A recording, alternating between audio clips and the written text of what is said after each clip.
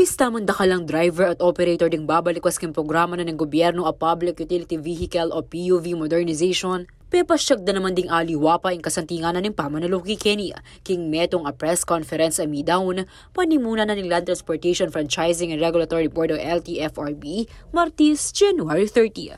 Agpang karang pamuntok na rin miyalo ang Transport Service Cooperative Ketis Central Luzon, kaya biya karang benepisyo na ng mag-consolidate at pamanuluki king PUVMP, ing fixed salaries, social benefits kalupanan ng SSS, pag-ibig at insurance. Makanyan muna man ing insentibo a aldo-aldo rang akakwarin driver at ing 13th month pay. Buring sabihan manibat king dating boundary system, salary basis na itutukyon at ing mandato na ng Department of Labor and Employment o DOLE. Ang laki ho ng pagbabago sa modernization program. Dati ho kami individual, ang dami naming problema sa mga operators, sa mga drivers. Pero ngayon, makikita nyo lahat ng mga operators hindi talaga nagsasalita ng masama kasi lahat kami nakikinabang, lahat kami alam namin kung ano yung future ng aming kooperatiba. Ang mga drivers namin natutuwa. Mas dumami sila at mas maraming pakinabang dahil marami silang insentibo na natatanggap sa cooperatives. Bukod pa kanini aliran na kano problema ring operator pa nga mesiraya ing karelang sakyan. Atin nalang mekaniko ring kooperatiba at era na kailangang migasos dakal. Sabi nga sa Kapampangan, maraming Kapampangan dito, ing kanong operator, ang operator daw parang pamanipon panas, pamanak lang damulag. Pagka nasira yung sasakyan mo, yung boundary na binigay sa'yo, maubos lahat. Diba? O yung mga operator dito, sigurado, ganyan na nangyayari sa atin, diba? Pag nasira ang ating sasakyan, mauubos lahat. Kaya parang pamanipon panas, pamanak lang damulag, harapin, lumuwalangan po rito. Para naman king dating OFW ay Rafael Reyes, a General Manager ng ENI, ning Zaragoza Ramstar Transport Service Cooperative, abibiyahe king Nueva Ecija, agyang maraguling perang kayang panakitan king alawang bansa, pinili na namong mandaton at lungub king public transport, uling akakit na yung masanting akapupuntalan ni PUVMP.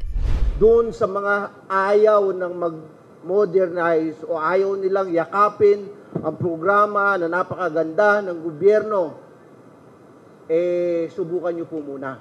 O baka talagang ayaw ninyo, kaya kahit i-adjust pa po ng 10 taon, wala pong mangyayari.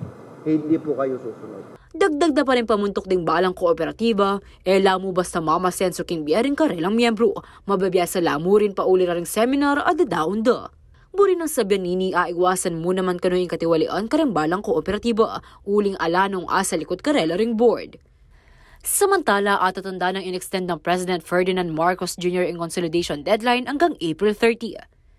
King Central Luzon, 78.26% o 50,056 na ring consolidated franchises as of January 29, 2024. 18,036 kareni ring iba't King Pampanga. 4,846 na laman ding alipa consolidated ang kaking kasalungsungan. Kaya rin ni consolidation, lawen no kano ng LTFRB ring units alin na malyari o dilapidated na at palitan na lang modernized unit.